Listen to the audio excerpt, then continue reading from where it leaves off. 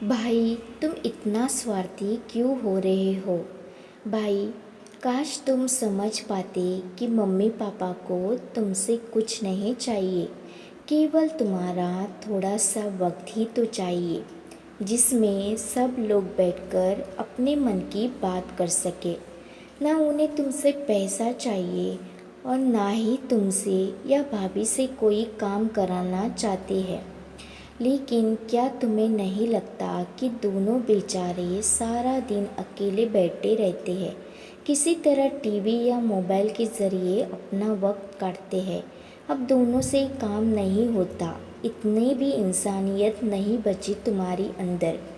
तुम्हारी माँ कैसे करके खाना बनाती है, वो माँ जिसके सहारे से तुमने चलना सीखा, वो पिता जिसने तुम्हें इस दुनिया में कदम बढ़ाने का रिश्ता दिखाया, आज तुमने उनसे ही मुंह मोड़ लिया।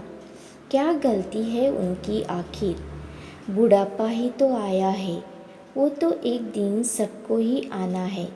पापा अपना खर्चा खुद चलाते हैं, लेकिन अब उनकी इनकम इतनी तो नहीं है कि वो कामवाली रख सके। तुम अगर उनकी थोड़ी सी देखभाल कर लोगे तो क्या बिगड़ जाएगा। आखिर वो तुम्हारे भी तो माता पिता है। बहुत दिनों से दुखी नव्या अपने भाई कुशाग्र से फ़ोन पर बात कर रही थी। दीदी, आप भी मुझे ही कह रही हो, खाने में मम्मी पापा के कितने नखरे हैं, वरना शीना बनाकर दे ही देती थी। और दीदी तुम नहीं जानती कि मम्मी पापा के पास खूब पैसा है, वो केवल दिखावा करते हैं।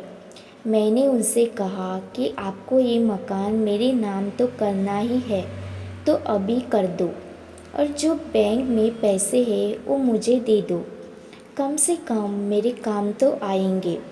लेकिन उन्होंने मना कर दिया। फिर मैं क्या कर सकता हूँ। कुशाग्र कैसी बात कर रहे हो तुम। पापा की जो थोड़ी बहुत पेंशन आती है उस पर भी तुम्हारी नज़र है। अगर पैसा तुम्हें दे देंगे तो खुद क्या खाएंगे। मकान तुम्हारे नाम कर देंगे तो वो कहाँ रहेंगे। आज जब तुम्हें उनसे मकान और पैसा चाहिए तब तुमने उन्हें अलग थलग कर रखा है। तो सब कुछ तुम्हारे नाम करने पर तो तुम क्या करोगे। और माता पिता को तुम पैसों के तराजू में तोल रहे हो। क्या उन्होंने तुम्हारी परवरिश किसी स्वार्थ के लिए की थी जो अब तुम स्वार्थी हो रहे हो।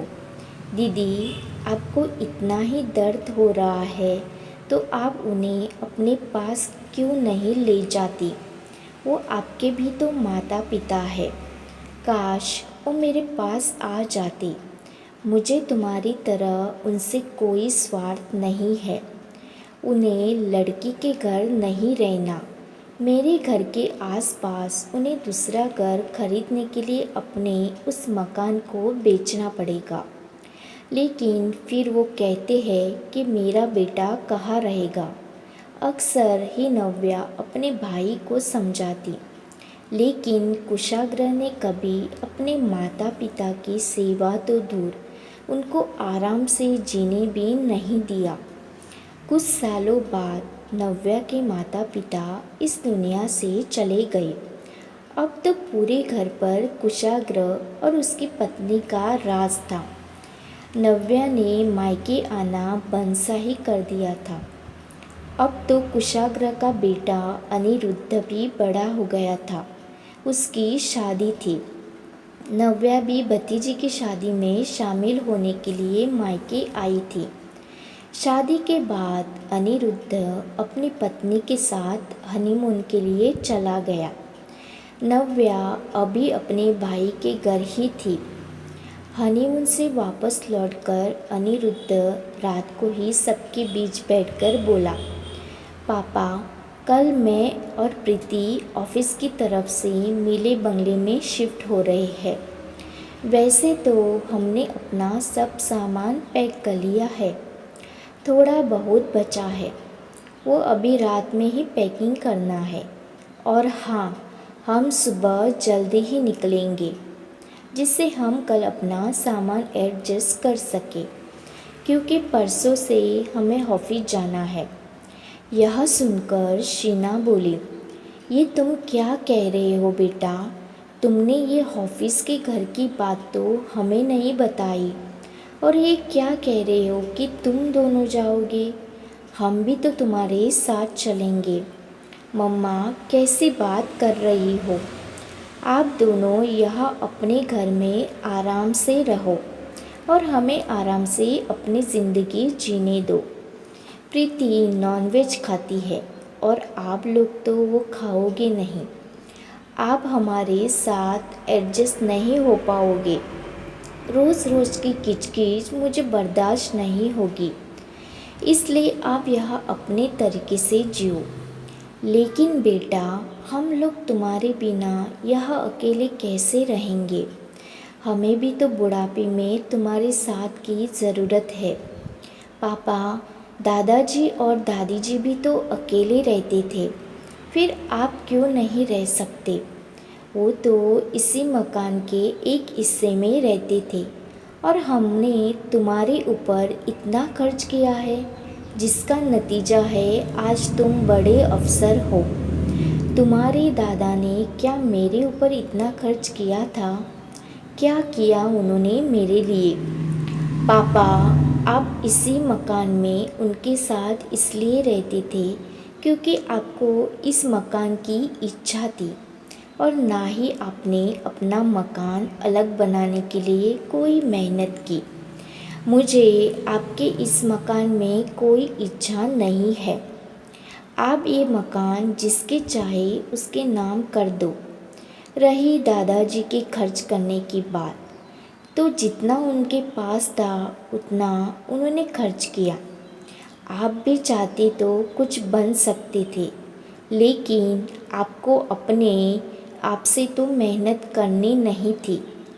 दादाजी के पैसों पर ही ऐश करनी थी।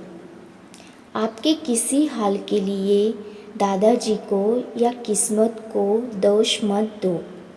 इतना कहकर अनिरुद्ध कमरे में चला गया। प्रीति के साथ मिलकर उसे पैकिंग जो करनी थी। कुशाग्र सिर थामकर वही बैठ रह गया। ये आज बेटे ने क्या कह दिया था? कहाँ कमी रह गई उसकी परवरिश में? कुशाग्र, काश तुम समझ पाते। उस वक्त मैंने तुम्हें समझाने की बहुत कोशिश की, लेकिन तुम तो ना जाने किस घमंड में थे। भाई, मैंने कहा था ना, बुढ़ापा सबको आता है। वही बेटी नव्या की आंखों में आंसू थे। आज जैसे उसके माता पिता के साथ बुरे व्यवहार का नतीजा सामने आ गया था। कुशाग्र और शीना नव्या से आँख नहीं मिला पा रहे थे। बहन की नसीहत को उन्होंने अपने घमंड के पैरों तले कुचल दिया था। नव्या को अपने भाई के लिए दुख हो रहा था, लेकिन उसे वही मिला जो उसने बोया।